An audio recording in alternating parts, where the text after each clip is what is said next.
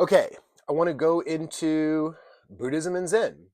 I'm realizing that we are going through this stuff in a completely different way. We're not looking at this in an academic way where you could take lifetimes to read all the books and works and lectures on all of these different spiritual pathways, but we're looking at it through an experiential lens.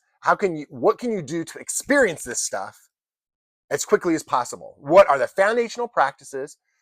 Give them a shot, see if they naturally trigger the experience that you've already defined that you want to have. And if it does, keep them. If it doesn't, and it's at zero and you have no interest, you knock it off. And if it kind of works a little bit, then it may mean that with some modification, it will really be able to trigger the experience. Buddhism and Zen are very similar, and probably some people are going to want to battle me on that. And they'll probably have some good points. I have to say, from an experiential point of view, I think as an Eastern philosophical or spiritual or religious system, they're pretty darn similar. And experientially, and some of the techniques are dead on. I think within Buddhism, in my own point of view, Buddhism goes more into the teachings.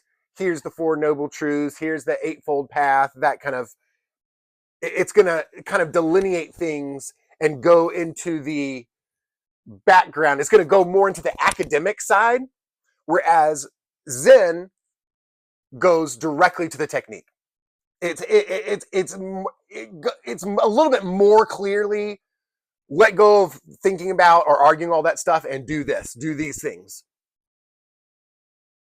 The idea with Buddhism is the Four Noble Truths of that there is suffering.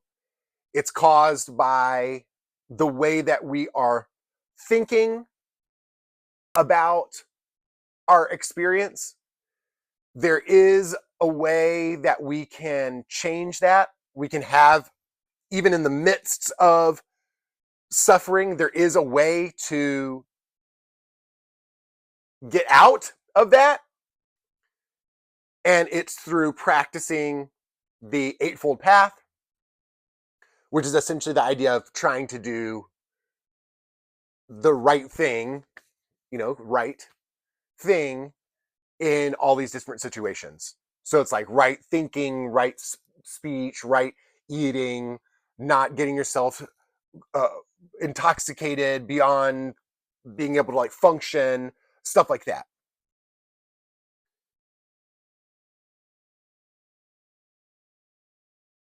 The foundational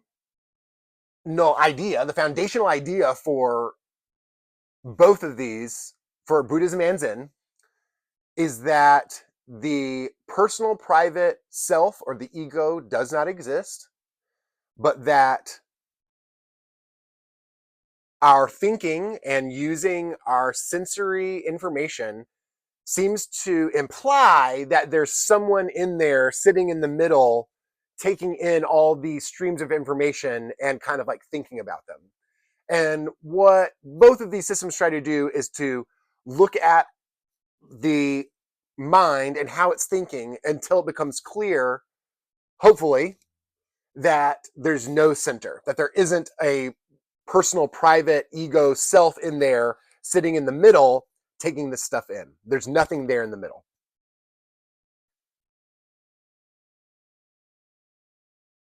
Interestingly, it kind of combines that sobering realization with the practice of metta, METTA, meaning kindness, compassion for all beings. Notice the connection to Christianity there. So that while I don't exist, nobody exists, nothing exists, my senses are lying to me, known as the five poisons. They're lying to me. And they're also implying that there's a center who is receiving these things. None of that stuff exists. But at the same flip side, I'm going to practice kindness and compassion to all beings, even though they don't exist.